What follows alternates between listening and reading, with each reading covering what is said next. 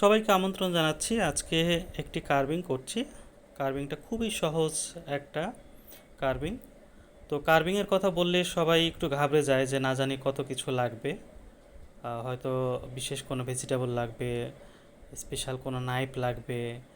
তো এই কার্ভিংটা দেখার পরে আমার মনে হয় যে যে কেউ বলবে যে না, কার্ভিংটা এত সহজ, তো আমাদেরও করা উচিত।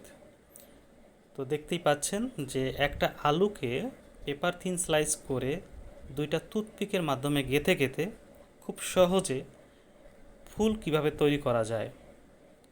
তো এই ধরনের কার্ভিং যদি আপনারা শিখতে চান তাহলে আমার চ্যানেলের সঙ্গে অবশ্যই থাকবেন। নতুন নতুন আইডিয়া আপনারা পাবেন এবং নতুন নতুন কাজ আপনারা শিখবেন।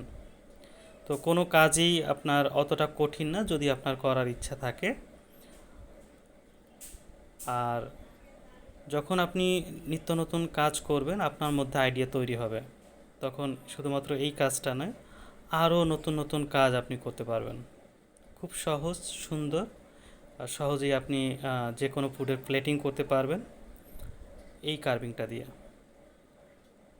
তো সবাইকে ধন্যবাদ জানাচ্ছি সঙ্গে থাকার জন্য। সবার সুস্বাস্থ্য কামনা করে বিদায় নিচ্ছি। আবারও সবাইকে ধন্যবাদ।